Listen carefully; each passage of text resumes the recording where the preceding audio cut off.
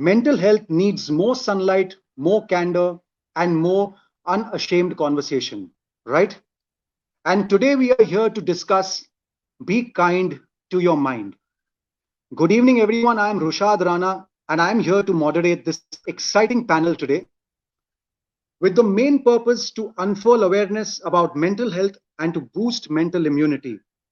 Woodpecker Media has brought to you this panel discussion on mental health and depression. In India, the stigma attached to mental illness is so huge that people hesitate to admit its existence even to themselves. With shocking mental health statistics, we come to know the battle of emptiness and no direction.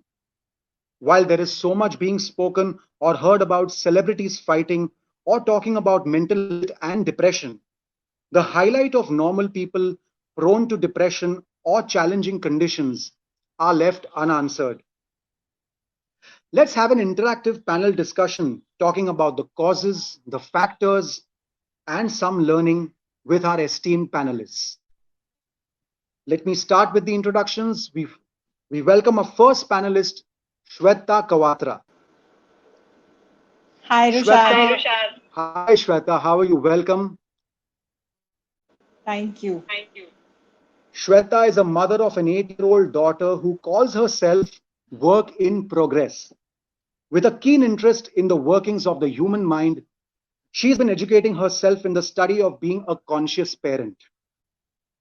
A depression survivor and a student of the philosophy of Nichiren Daishonin's Buddhism since the last 16 years, she is convinced of the dignity of human life and that adversity can be humankind's best friend. An actor by profession who's found motivation through this pandemic to undergo a judgment detox, I think, which is a need for all of us. A very warm welcome to you, Shweta. Next, we have with us Thank you. Payal Kaur Nair. Payal is an executive committee member of CINTA, which is the Cine and TV Artists Association, and a member of ICC, that is the Internal Care Committee of CINTA handling sexual harassment cases and a very factor. Warm welcome to you, Payal. We also have with us Shonali Sabarwal, a macrobiotic nutritionist who will explain to us what we eat may affect not just our physical health, but also our mental health. Shonali is India's first graduate macrobiotic nutritionist. She is rated amongst the top 10 nutritionists and wellness experts in the country. Her books and the pioneering work in the field of macrobiotics in India has put her in the forefront of the health revolution that we are now witnessing here. Shonali has worked with not only leading film stars and celebrities, but also people from all walks of life. Her goal is to empower people to be independent regarding their choices that impact their health conditions. Welcome, Shonali. Welcome on board. Thanks. And we also welcome Dr. Hina Merchant. Dr. Hina is a consultant psychiatrist with an experience spanning for 2 decades in the field of psychiatry. She is presently working as an associate professor in the Department of Psychiatry at Sion Hospital, Mumbai. She has also been the honorary secretary of the Bombay Psychiatry Society from 2013 to 2016. A very warm welcome to our excited panelists, and thank you to our viewers who have joined us today for this panel discussion. Let's begin. Research supports that positive stories result in more people coming out and talking about depression and mental health challenges. Now, my first question is, how do we break the social stigma associated with mental health? Because in our country, whenever we talk of taking any kind of help for our mental health, the first thing which people tell you is that, have you gone mad? Why do you need a counselor? Why do you need a shrink? Why do you need a psychiatrist? So my first question is, how do we break this social stigma associated with mental health? Shweta, can we start with you? Would you like to share your experience of postpartum depression and how you victoriously managed to overcome the phase? Your one simple question has a very long answer, so I'm going to just stick to the first part right now. Is you rightly said that there's a lot of stigma attached to mental health, and when I delivered my baby, I did not know what I'm in for. I think it took me about a year to even have the courage. I'd completely gone crazy, and I was told that it's fine, and you'll be fine. But I did not feel, when I did not feel fine for over 9 months, is when I started to search online, because I did not have any major problem. I had all the reason to be happy, yet I wasn't happy, and my mind was in chaos. So this is when I started to search. I matched all 10 symptoms of depression that showed up at that time. And I was quite shocked. And I spoke to my husband. He wasn't sure what to do. Actually, nobody knew what to do. So, so I think the best thing that one can really do is come out and talk. If one is suffering, feeling things, or then it's important to speak to somebody you can trust, somebody wise you can trust. And nowadays it's pretty simple. I'm talking 8 years back. Right. Okay, so that's how you dealt with it. But what about this whole, what do you say? The social stigma that is associated with it. So didn't your husband ever tell you that before you speak to anyone, just, take care, people should not, call you names, or, be very discreet about it or something like that? I hear where you're coming from. Fortunately, my husband did not say that. In fact, that stemmed him, or that made him kind of reflect and think the possibility of this. Honestly, I didn't even know how does one contact a psychiatrist.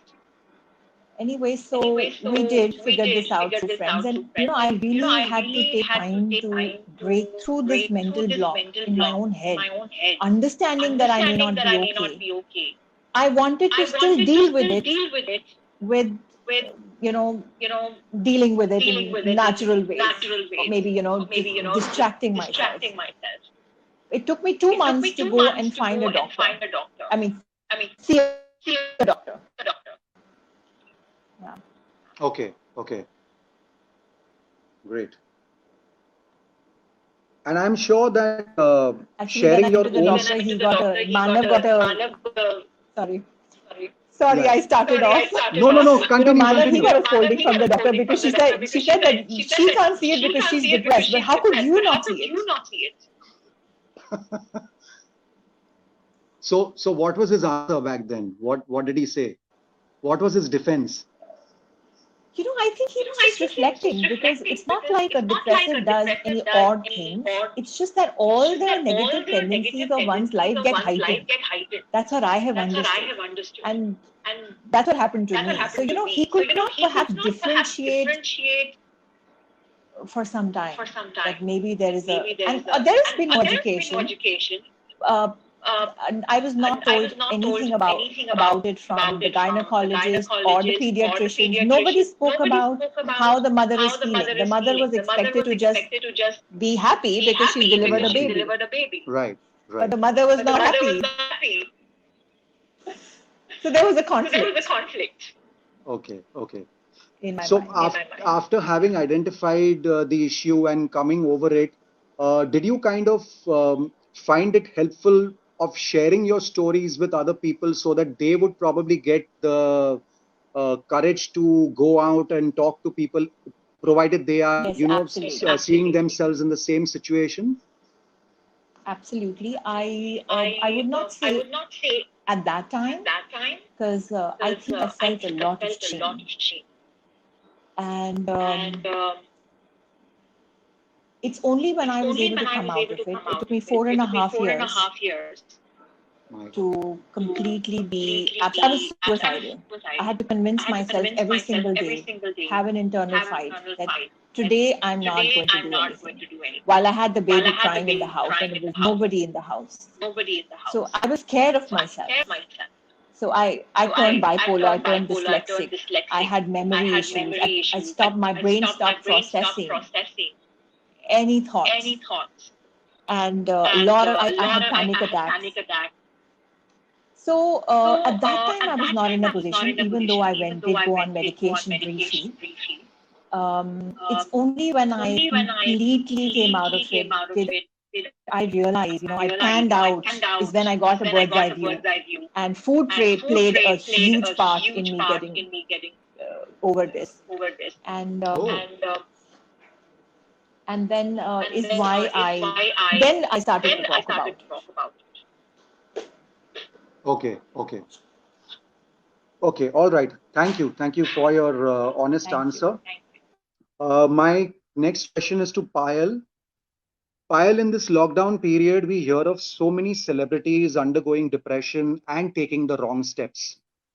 But do you think the emotional distress from any pandemic is a bigger issue than what is highlighted?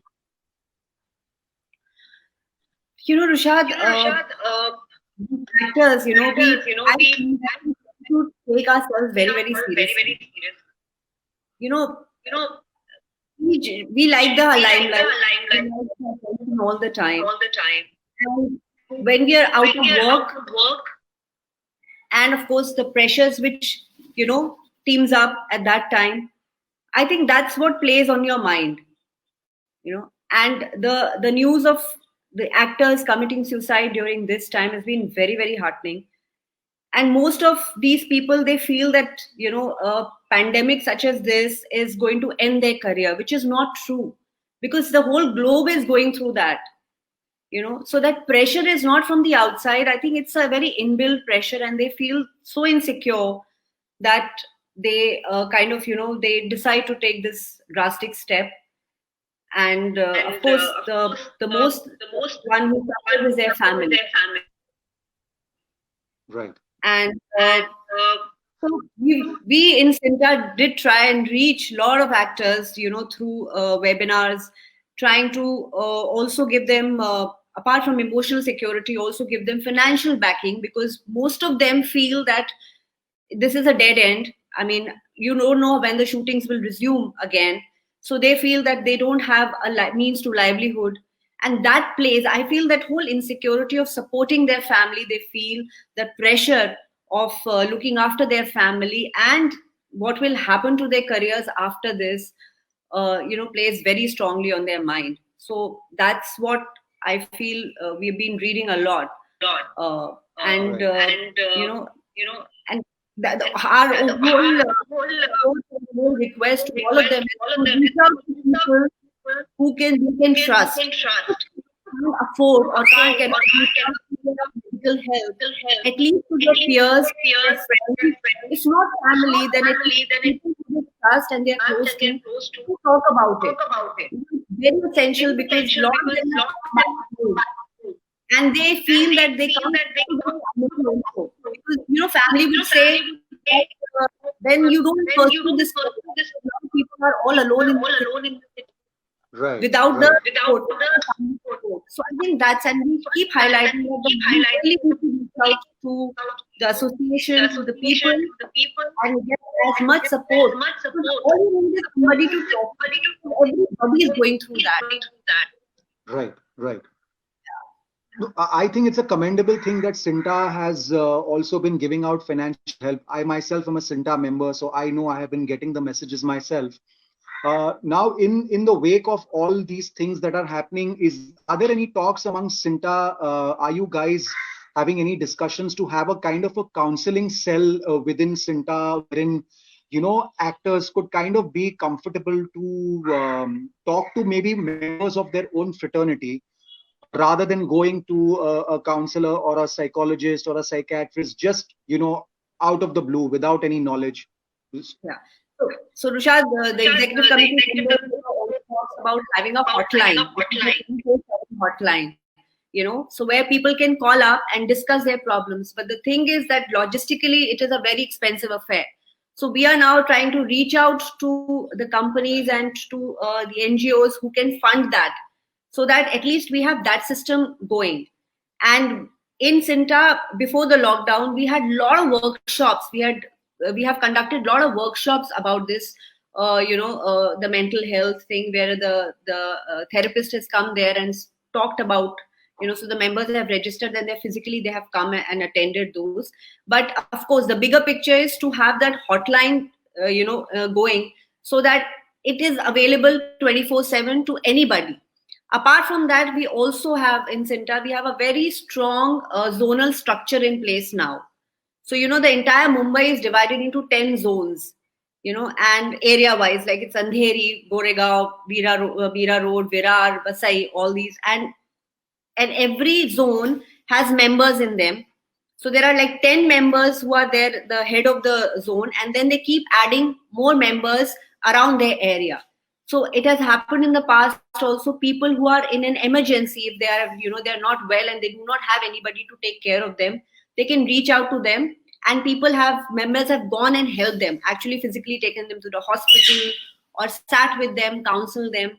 So that is a very strong support system which we have right now. But of course, the hotline is definitely in discussion, and with funding that we forward.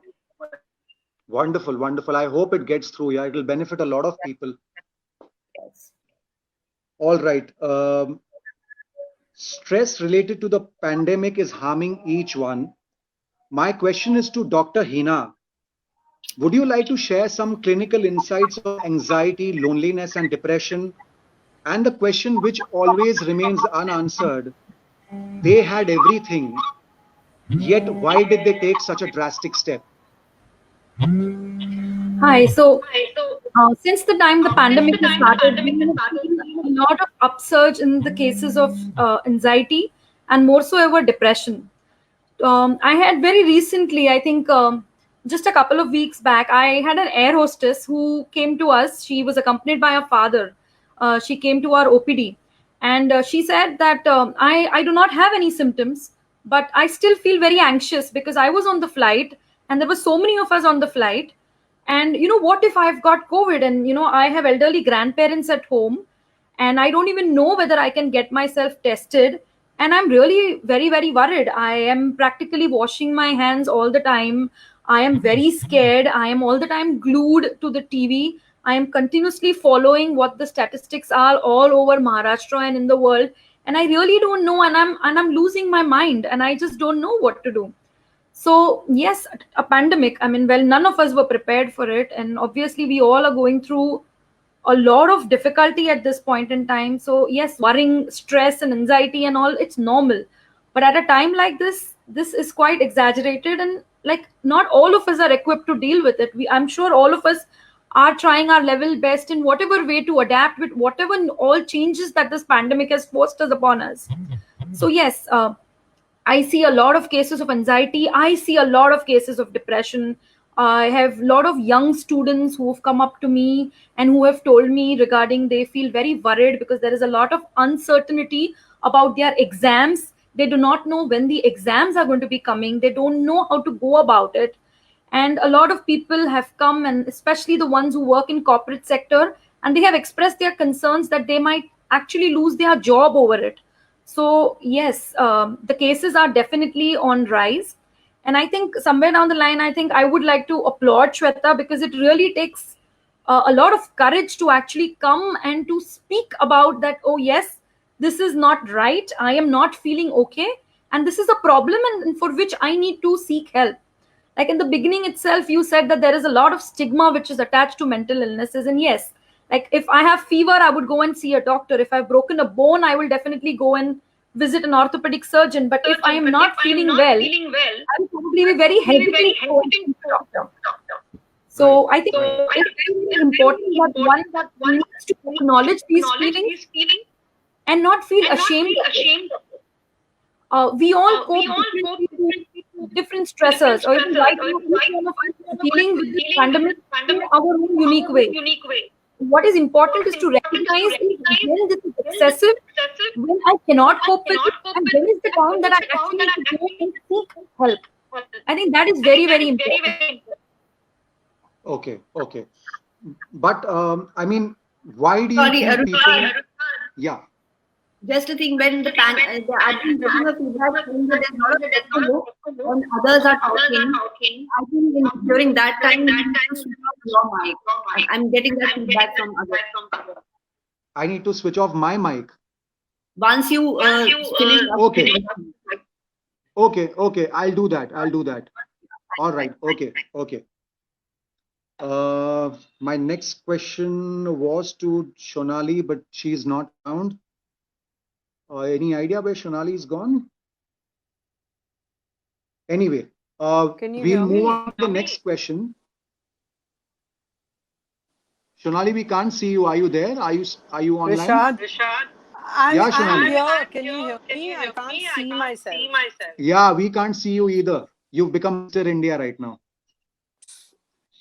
I don't know what's going on, but if you can hear me, I can talk. All right. Okay. I'll ask you your question. So, you being a macrobiotic nutrition specialist, would you like to share with us the complex relationship between mental well-being and nutrition? Well, here's the story. Most people, when they get depressed, they are pushing themselves with a lot of foods which are not helping their situation at all. One of the foods being, a lot of them lean on stimulants like coffee. Can you hear me, Rishad? I can hear you. Okay. So a lot of them lean on coffee, a lot of them lean on sugar. It becomes a way of busting their stress. All right. Yeah, you're having it right now. We're hoping you're not mentally depressed right now. No. I'm absolutely excellent. Anyway. So my voice is echoing back to me, but anyway. So the thing is that when it comes to nutrition, you have to be very careful of consuming the right sugars coming from the right foods. Hello? Rishad, can you hear me? Yes, Shonali, we can hear you. You can speak. Yeah, okay. I can hear you. Yeah. So people are consuming the wrong foods. They're pushing themselves with stimulants like alcohol, sugar, lots of tea, lots of coffee.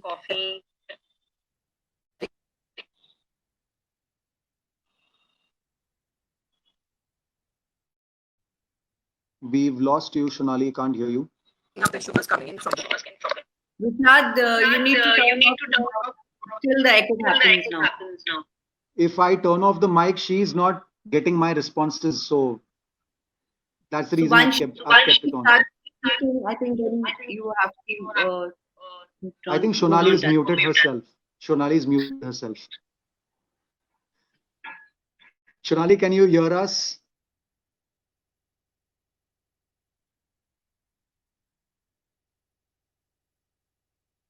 Okay, let's do one thing. Let's move on to the next question. So, do you think a healthy mind plays an important role in the success of one's career? Payal, can we start with you? Sorry. Yeah. Rishad, can you repeat your question, please? I was looking at the comments. Yeah, sure. So, do you think a healthy mind plays an important role in the success of one's career? Yes, absolutely. I feel because that's where most of your creativity comes from, and healthy mind, of course, is the main ingredient for your well-being, and because all your creative juices come from there, the ideas come from there. So one has to keep oneself, very stable.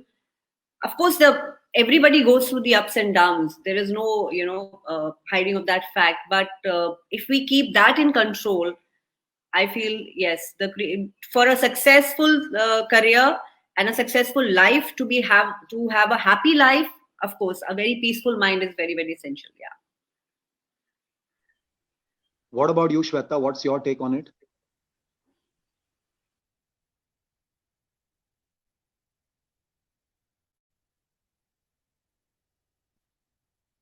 Shweta, can you hear me? I can hear you now. Yeah. I was saying, what's your take on it? A healthy mind is required for success. Is not just at work. A successful career, successful relationships, health, everything kind of requires a healthy mind. So definitely agree with that.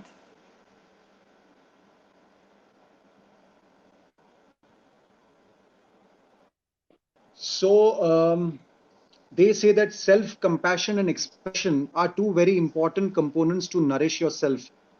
Can you share with us some simple ways to improve your mental health? Shweta, can we start with you? Well, I have been practicing Buddhism for the last 16 years. So that kind of helped me align to myself. The fact that at the right time, when I was able to reflect, I was able to take the right decisions wisely without it being too late.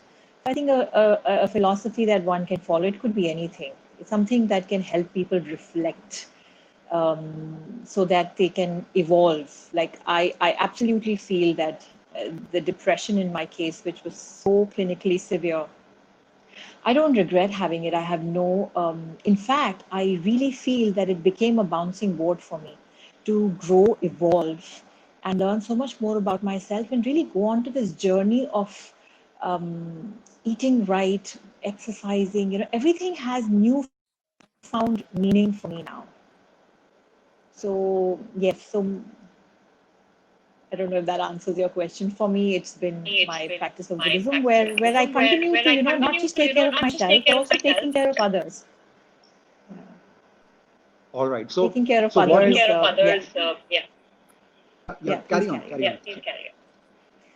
Yeah, so what I was asking, so what you mean to say is basically having some kind of a spiritual backup, a spiritual platform for yourself to kind of, So you know what? It depends how one wants to really, what one's perspective it. It could be spiritual for some. It could be doing some programs for some. It could be find your own way to keep yourself grounded. That's what is important. So grounded means we need some way to evolve, right? How do we evolve? Will success make us evolve? Would a better relationship make us evolve? How do we use life's challenges to catapult us and go higher in our evolution as human beings? Because challenges can only make us bitter or help us regress or perhaps grow to a limited self. But how does it help us catapult forward and evolve? For that, I think it's really important to have a very sound philosophy, and that you can just find yourself a philosophy. There's so much now. The world has come so much closer. I think just go and ground yourself. Find a way to ground yourself. It could become everyone's individual journey. All right. Wonderful. Very well said. What about you, Payal? What do you think? What can one do to improve one's mental health? Shada, I agree with Shweta. The spiritual experience, I mean, it's been also, I've gone through that reflection myself, a couple of years back, because that whole feeling of not, achieving enough and not getting what I deserve used to trouble me a lot. And especially when you feel that you're so talented, you're putting in so much of work and extra, effort and still. But again, I also had a spiritual experience, and I attended a program, and which was called Inner Engineering.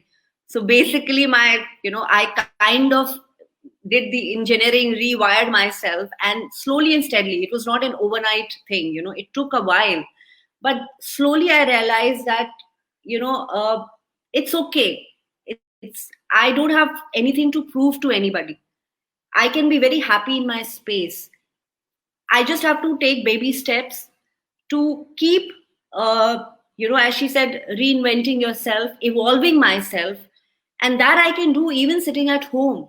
I can create a content, I can create something, and for that I don't have to be dependent on somebody from outside, or I don't even need that kind of a validation from the world. Of course, actor thrives on attention and they need audience, but that's okay. It will definitely reach people.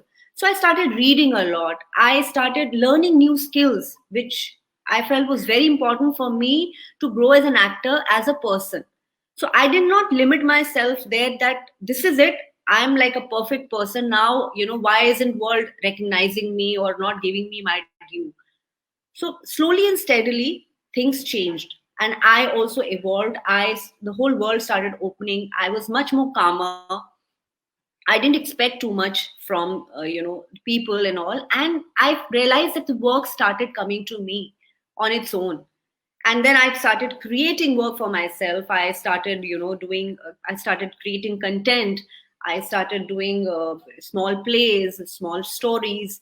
Poetry, of course, helped me a lot, believe me. I mean, I took to writing, and that really helped me. I mean, all my thoughts and everything I could put down on paper, and slowly and steadily I could feel, and I did get validation from people, and they could relate to it. So that has been also my process, at least. But as I said, everybody needs to find their process, how they this thing. But the only thing I feel is that people can do so much. You really don't have to limit yourself or put yourself in a box and feel that that's it. If this is not working out, there's nothing else. It's not like that. It's an ongoing process. It's an ongoing process.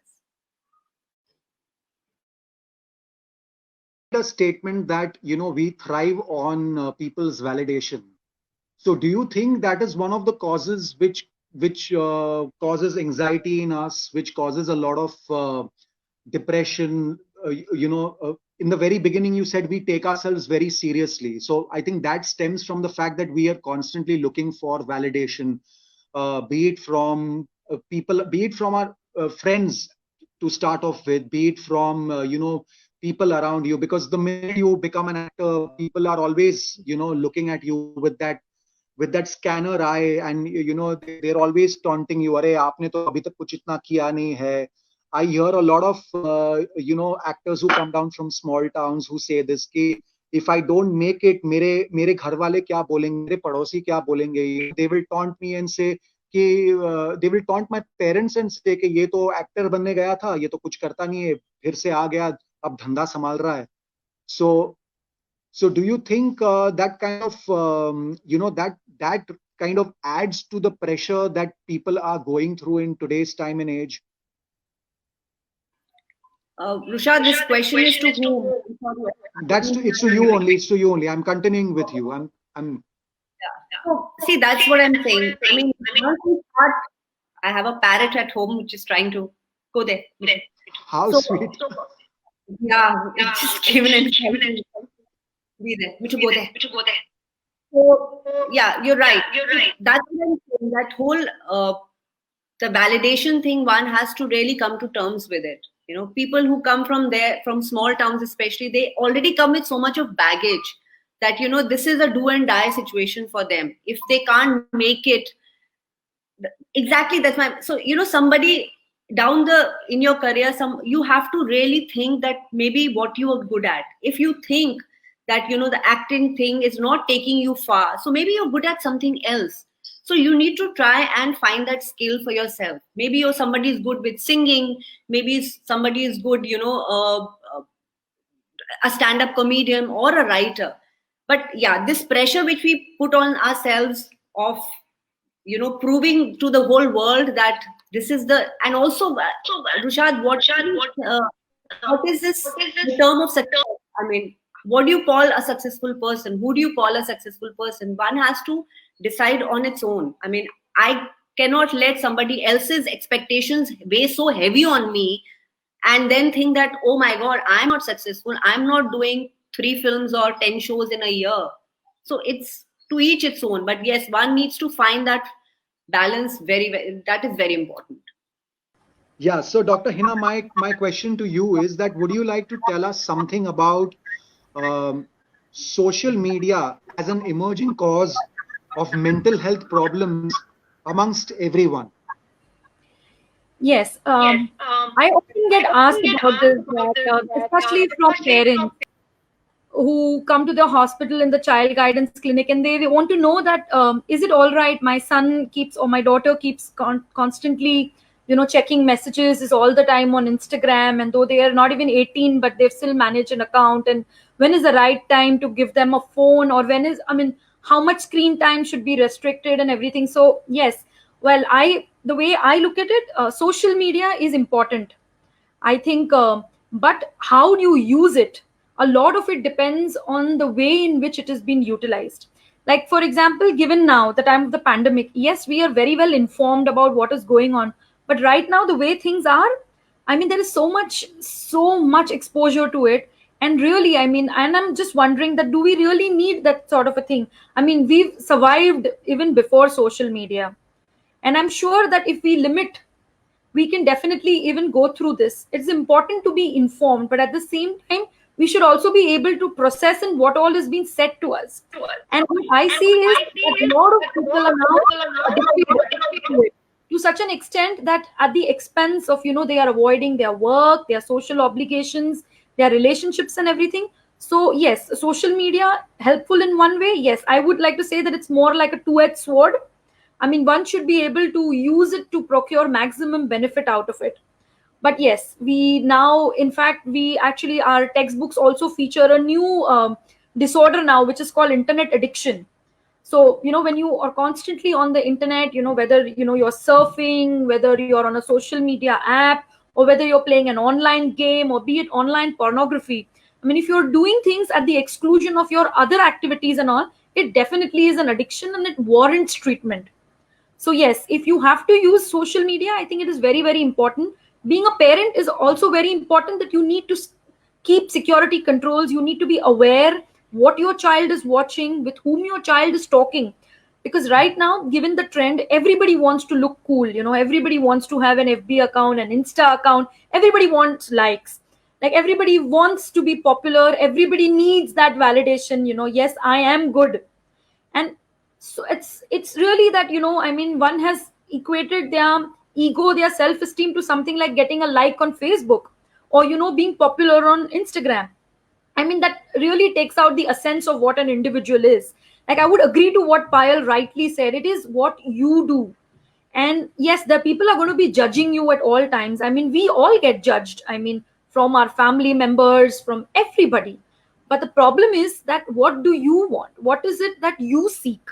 I think that is more important. And I think it's very, very important to be aware of that, to be able to discuss it with somebody, to talk it out, and most importantly, reflect. Reflect is what is it that you want to do. I think that's very, very important.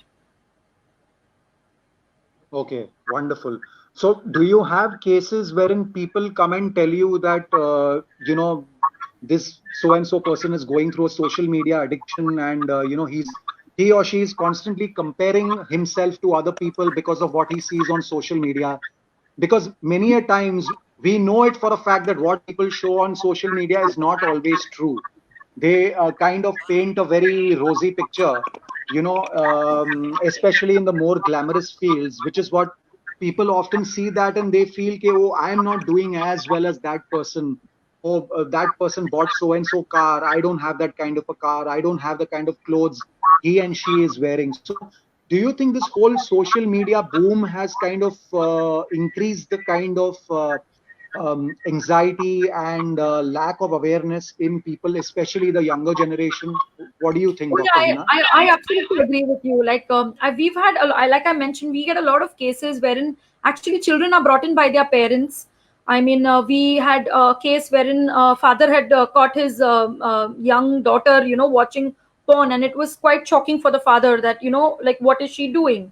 So yes, we do see a lot of things, and like I think I'll add on to what Payal said is, it's all about feeling important, that validation. And I think today's generation somehow is kind of seeking validation from things which are more external, rather than exploring themselves, or what they can do, or what is their potential, or what can they do about it. I think they are just more and more inclined towards these things. Yes, it makes you feel good, it gives you a false sense of security, but that's not what it is. You feel good, yes, it's nice to know what somebody is doing, but to get so carried away by it that you yourself do not realize the difference between reality and what is fake, I think that is something that one needs to be aware of. All right, noted. So let's sum it up now with one mental health mantra that you all follow. Let's start with you only, Dr. Hina. So for me, there's no health without mental health. Yes, it's nice to eat well, it is very good to exercise, it's very good to do everything, but till the time you don't feel good here, none of that works. So I think it's very, very important to stay fit. You need to continuously vaccinate yourself here. That's more important. Mental health always. Okay, all right. What about you, Payal? So I would say, Tushar, that one has to keep yourself busy. The idle head is devil's workshop. It's like that. And especially for actors, I would say that, or for anybody, just keep yourself busy. Try and learn new skills, evolve yourself, talk to people, travel. I mean, it's not one mantra, but I'm just saying that keep yourself busy. That is very, very important. Don't get bogged down by how others doing. There is no yardstick for any success. If you're happy here, you can achieve a lot. So that's my mantra. Wonderful. Shweta, what about you? Your mental health mantra, what do you follow? Besides, Rushad, whom are you talking to? Rushad, whom are you addressing this question to? I'm addressing this question to you, Shweta. Okay.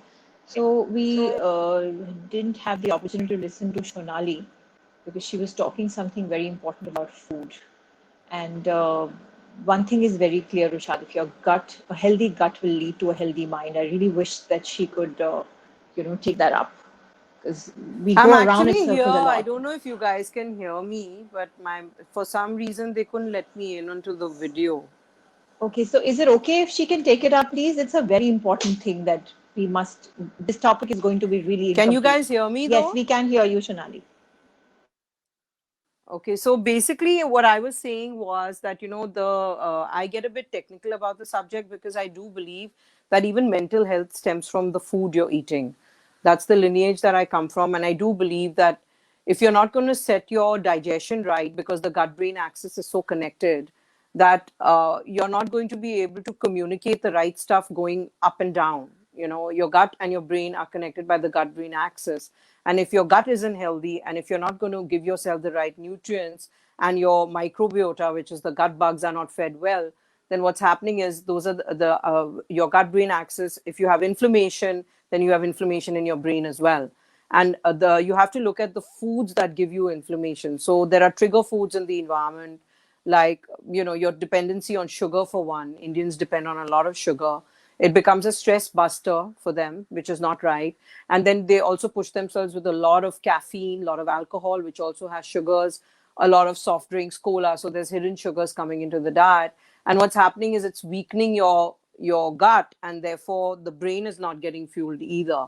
So I feel the basis of everything, because I keep going back to food because that's where I come from, is if you're going to lay the seat down of anything, you have to first start with looking at, well, what am I eating?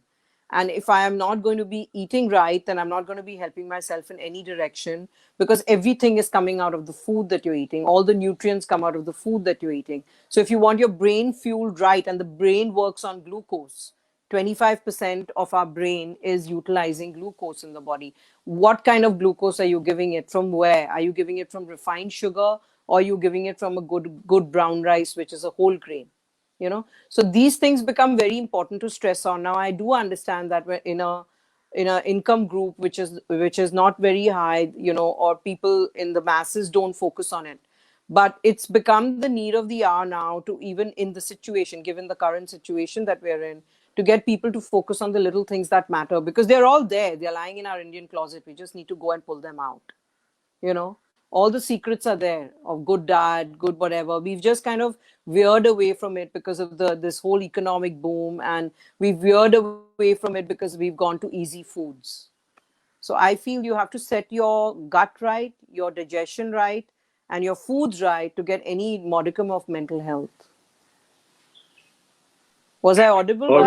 Guys? Yes, absolutely, absolutely. Yeah, okay. So you mentioned that the lower income groups are people who might get left out on this. So is there any way that you think that you could probably reach out to these lower income groups and kind of inculcate these kind of habits in the lower income groups as well? Yeah, well, who don't have any kind of awareness. I'm working closely with someone in the organic movement, and we're thinking of planning some kind of a road show if we can, to go, place to place, talking in larger groups to larger number of people, because I think you'll start making a change there, because people like us are exposed to things, we just choose not to do them. Like Shweta, for instance, when she started it spiraling down, I'm sure she had access to everything, but she chose not to look at it for a while, and then she looked at it. Am I right, Shweta? Access to what, Shonali? Like, you had access to all the information, you had access to all the foods, but there was a time you didn't look at it, and then there was a time you got up and started paying attention to it. Yes, absolutely. It's been it's a huge part of my journey to exactly. understand that how probiotics, prebiotics can really heal. So, but the thing is that with in the masses, they are not even aware of the very basics. And I think to see some big change in a consciousness of a country, or the consciousness of a city, or the consciousness of your home, we're talking about spirituality, you need to first start looking at masses on a large scale. How are you going to impact them? So that when they start knowing that, listen, sugar is really bad, it's poison for you, when they're educated like that, then that's how they start accessing things. So I'm trying my best to go out in colloquial languages. I'm trying to go out into Hindi now. I'm doing an audio series. I'm hoping it'll touch the masses. So I'm doing my bit, but I am a microcosm of the big macro population. I'm doing a little change, but I just think no amount of mental health is going to come unless you change the basic food habits of people. That's why Indians talked about sattvic diets. I mean, what was sattvic diets? Was supposed to keep you calm and healthy. But we veered very far away from there. So I just feel that, I have a ball in motion, but I don't think the government has a ball in motion. I don't know if I'm allowed to say that here. I don't think we're looking at it on a larger perspective. I don't even think we're looking at, for example, COVID's always going to be there, and we are looking at the vaccine as an answer. How about looking at strengthening our own immunity? It's as simple as that. No one's talking about immunity. Everybody's talking about the vaccine. Do they know that the vaccine is going to kill your immunity anyway? No one's having those serious conversations. So I feel mental health has to be addressed completely on a food level. It's very important. All right. Thank you. Thank you so much for your insights, Dr. Shonali.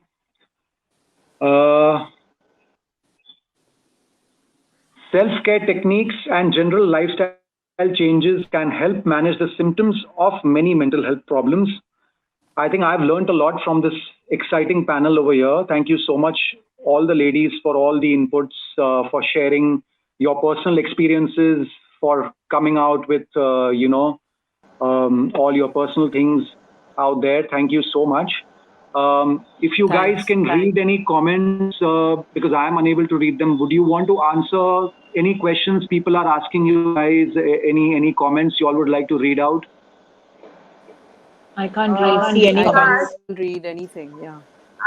I'm getting few questions here. Can you hear me? Yes, you're audible. Okay, this is for Shonali. So a few audiences want to know, the viewers want to know that how do you achieve good gut health? There's one way is to get fiber foods into your system and keep away from trigger foods. So obviously trigger foods become things like sugar and all the junk, your colas and your sodas and your white buns and your burger buns. That's where the sugar's coming from. packaged and processed. You're keeping away from all of that. You're also keeping away from dairy, which is a big controversial topic in this country, but it's a fact. You're keeping away from dairy. And then you're trying to include fiber-rich food. So you're bringing in your brown rice, you're bringing in your nuts and seeds, your fibers from your legumes and lentils. You're bringing traditionally a Indian diet. You look at your Indian plate and you take out the white rice and put the brown. Okay, Correct. so you're looking at a fiber-rich foods because the leftover bacteria, fiber is what the bacteria, gut bacteria feeds on. Address the gut bacteria, go back to old methods of pickling, which were used traditionally, because those are the probiotics coming in. Indians tend to rely on dahi, take the dahi out, but put in a good probiotic made, condiments, salad, something made out of vegetables. It's very easy. There's lots of education there right now in the market. So that you're feeding these gut bugs, because you need gut bacteria to be fueled. Just remember, serotonin, 95% of it is made in your gut, and that's what's making people happy. I don't need to tell this panel that. So if serotonin is going to make you happy, one of the key neurotransmitters, it's coming out from our gut. And if you're not going to take care of these foods, it's not going to get fed and you're not going to be a happy person. So obviously, getting those things, it's very simple. There's no science to it, but you have to focus on the junk that you're eating. And that's what people don't want to leave. And to break the downward spiral of a mental health pattern where you're caught like a frog in a well, you need something good like a brown rice to bring you out. People don't realize it. It's that simple. If they start eating brown rice twice a day, it'll bring them out of that well. So, Shonali, are there any sites which you can refer to our audiences if they can refer them about the diet? So I don't want to talk about whatever, but I've written 3 books. 2 of them are very known in the subject. So there's a lot out there, but I'm putting out a lot of information on my Instagram account, like on simple how-to techniques. So even the simplest person can follow it.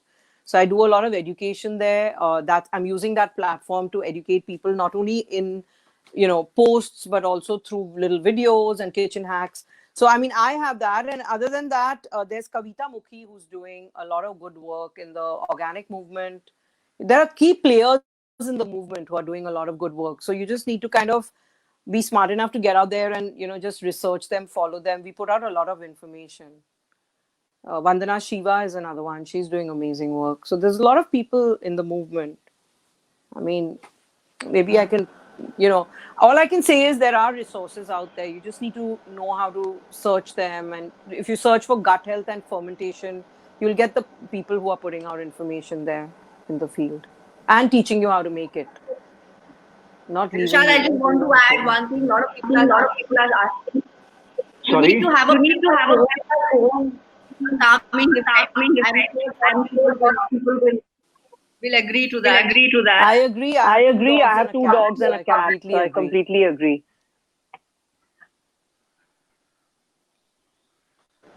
Sorry, Payal, were you talking to me? Yeah, so I'm getting lots. Having a pet also. Shweta wants to say and elaborate on this, that any kind of pet, any kind of bird, any kind of pet it just kind of grounds you. Yeah, I agree with you, Payal. It's important to love and give selflessly. I want to just bring about a point on what Shonali had said. So one of the habits that I have taken up is I gave up dairy, and I made my entire family give up dairy 5 years ago. It was tough, just for about 20 days, but it's been a habit now. Sugar is a luxury. I tell my 8-year-old daughter also, we all eat at 6 p.m. Our dinner is done. And so trying to make changes so that the gut is healthy. So that's I think this education should be a part of schooling. Yeah, it should. Right. Wait. Any other comments, questions? Any of you guys can read? Payal, do you see anything else?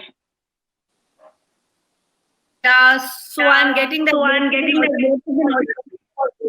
As in going diet or what? What diet? Shonali. Now, what was the question again? So people are asking that what is an alternative to dairy? If you quit dairy, then how do you make get, a lot of nut milk? So you do almond milk. You can make use your almonds. You can use your walnuts. You can use all your seeds, your sunflower, your pumpkin. It doesn't. You don't need to make. Have. You can use all your nuts. You can use oats. Oats makes a good milk. You can use your grain. You can use all your millets. All it needs is soaking and blending and straining. That's it. Soak, blend, strain. That's the formula to a milk. Yes, it takes time to get used to the milk in your tea, because Indians are so dependent on their teas and they want to have the milk. They cardo their tea and like their taste. So it's a matter of getting used to the taste, but it's very easy to become dairy free. It takes some time, some training, but it can happen.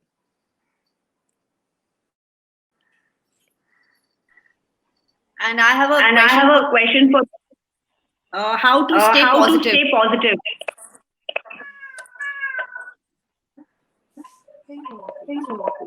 Especially during times when feeling anxious. Is that question addressed to me, Payal? Yes, Dr. Hina. Yes. Right. So I think right from the outset, we've been saying that, yes, this pandemic has been very challenging for each one of us. It's actually taken a toll not only on our physical health, but also on our mental health. I think first and foremost is that we need to accept this. Okay, I see a lot of people who are in a lot of denial about it. Some people are kind of minimizing it. Some people feel that it doesn't exist. I think it is important to accept that, yes, this is a difficult time. This is a challenge, and we need to embrace it. And it's only when that we have accepted it, that's the only way that we are going to be moving forward. I think one of the ways to also stay healthy and to feel good in your mind is to practice gratitude. I think our human mind is such that human beings are such that I would do 10 nice things to you. But if I did one bad thing, you would tend to remember only that bad thing. And you would forget all the good things that I have done to you in the past. I think gratitude is very powerful. And if gratitude is practiced correctly, it adds a whole new dimension, a whole new perspective. I think it's also important to understand one thing, that there are certain things which are in your control and there are certain things which are not in your control. So trying to fight something which you can't is just going to be a waste of your time, a waste of your resources. One has to be realistic. Same thing goes when we keep expectations. I think a lot of times we are disappointed because maybe we've set the bar too high, or we are expecting too much, wherein the person or maybe that particular situation probably may not give us what we want. So I think it's also very, very important for us to remain grounded and to understand that what is it that we can do and what is it that we cannot do. Any difficult situation, we are always faced with a choice. It is up to you. You may choose to react, you may choose to respond, but at the same time, you also have a choice of not to react or not to respond. So I think that ability to make that distinction is very, very important. And a lot of our problems can actually be dealt with in a more healthier, and it could be a very good coping if we were able to make that distinction. I think, as Shonali rightly said, it is very, very important to eat healthy. Yes, there are certain things that we need to include in our diet. As she very rightly said, serotonin is the mood hormone on our body, the happy hormone. It's important to have foods which are rich, foods which are going to promote our mental health, going to boost our immunity. And so is exercise. I mean, we keep hearing, everybody keeps talking about that. Maybe I may be sounding a bit cliche that, why am I talking about exercise? But it's a known fact that when you exercise, when you go out for a walk or when you jog, it releases the happy hormones or the endorphins that we call, and it makes you actually feel good.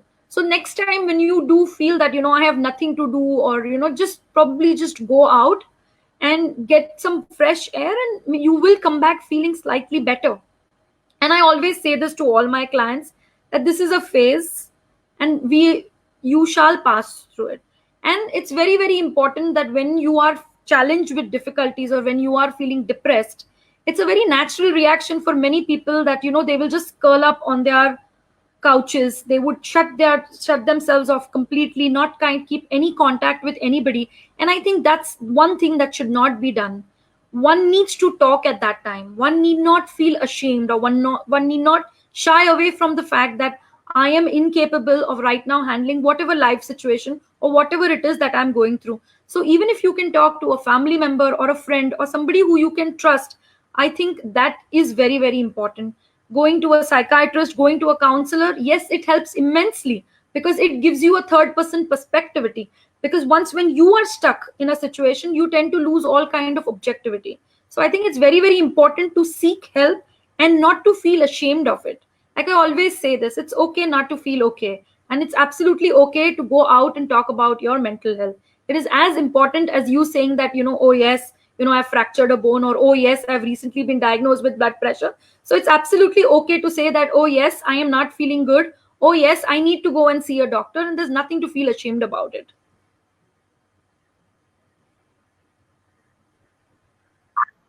Wonderful. Thank you so much for so much insight, Dr. Hina. Thank you. Thank you. Thank you. Any more queries from people, or do we wrap this session, Payal? Because I think Facebook also has a limited time period. Is this the last? I think. Is this the last? I think. How someone should, go experiencing clinical depression and should seek help. I mean, we all go through mood swings, but how does one distinguish between bad moods and then a clinical depression? Yeah. So I think this is very, very important. All of us at some point in time have felt sad, whether we've lost a job, whether we've had a fight with a loved one, or we've had difficulties in our personal relationships, or, whether we've subjected some financial loss, or if we've lost a loved one due to death or in an accident. So yes, feeling sad is okay. It is normal. Now, when does this feeling sad become abnormal? Or when will you say that a person is suffering from depression? It is when a person persistently continues to feel that way most of the time throughout the day. The person completely loses interest in previously whatever the person used to enjoy doing. Like say if I liked reading, or if I liked dancing, or if there was something like listening to songs on the radio, and if suddenly now I feel even for me to even get up is that it becomes like an effort, that is where you start noticing that something is wrong. Some people may actually be very vocal about it and may tell you that I'm feeling depressed. Many a times depression may not present that way. Most of the times people present with a lot of anger, a lot of irritability. They get irritable at the slightest provocation. If somebody has kept the TV on at a high volume, people just snap out like this. So they don't like doing anything. There are changes that take place in their sleep cycle. Many people don't get sleep at all, whereas some may sleep excessively for more than 10 to 12 hours. They don't feel like working, and they tend to avoid going out, going to work. Their major social obligations and roles is something that they are unable to fulfill. And most importantly is when the negative thought sets in, when you kind of feel that I am stuck in a situation where I cannot come out of it, or when I start feeling helpless, when I feel hopeless, and that's when suicidal tendencies come in. That's when you would say that this is not just sadness, but this is definitely amounting to that of clinical depression. So if you have these symptoms, and if these symptoms have been persistent for more than 2 weeks, you need to seek help. So it's okay, something is wrong right now. And yes, it is a disorder. It is a disorder of the brain. So you need to take tablets. I see that a lot of people have a lot of stigma regarding taking psychiatric medications. A lot of my patients tell me that ज़्यादा नींद आएगा इसके वजह से, मुझे कुछ हो तो नहीं जाएगा, मेरा दिमाग कमजोर तो नहीं हो जाएगा, मैं सब भूल तो नहीं जाऊंगा. So yes, I think we need to really do a lot. People need to really come out. People need to come out and discuss about depression. More and more people should probably be sharing their stories. We probably need to conduct more educational programs wherein people are made to say that it's okay that you are having depression, and it's not something that you need to be feeling ashamed of. But yes, if you do recognize that you have such symptoms, it is best to go and see a doctor, to best seek counseling and get help. Because if you do not treat depression, we know that depression can ultimately lead to suicide, and that's something which can be completely preventable. So yes, it is important to talk about depression, and it is important to seek mental health.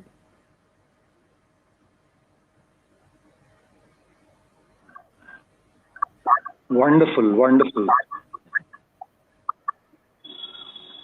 Anything else, Payal? Can you read any other questions? Anything? I think we've been asked to wind up. Okay. Deepika Padukone can come out with depression. Help. I think anyone can. There's nobody who's a bigger star than her, and you have to be really honest about that and talk about it. That's my take. There's something I want to bring about, vitamin D and B12 levels when they drop. And most of us are deficient in vitamin D and B12. It does lead to, a lot of depressing feelings, fatigue, and maybe, Dr. Neena can take that up and hardly any of us really pay attention. And it's not just about being sufficient. It has to be optimum. And optimum means like 50 or 60, right, Dr. Neena? Yes. How many of us will have that? Most of us do not have optimum vitamin D and B12. No, I think by far, we Indians do lack this. And I think if somebody is a vegetarian and all, so definitely the levels of vitamin B12 are definitely lower in our population. I think you're very, very right. In fact, vitamin D is also something that we also use a lot in our psychiatric practice, because vitamin D is an immunomodulator. So it is something which actually boosts your immunity. So it is always good, because, and as you very rightly said, somebody who is depressed, somebody who's very anxious will not eat. And as a result of which, automatically the body is deprived of those nutrients. So yes, it is a very good idea to even supplement over and above the medications that we are giving. In fact, we do prescribe. We do prescribe a lot of vitamins also in our practice. And I think it helps considerably, not just vitamin D and B12, but also folic acid. So many people know folic acid because it's something that we all have used, women have used during their pregnancy. But no, in spite of that, folic acid is very, very vital. It has a very vital role even in the pathogenesis of depression. So yes, I agree with you, Shweta. We need to be using these supplements. Of course, you need to consult your doctor, and one need not go overboard on it.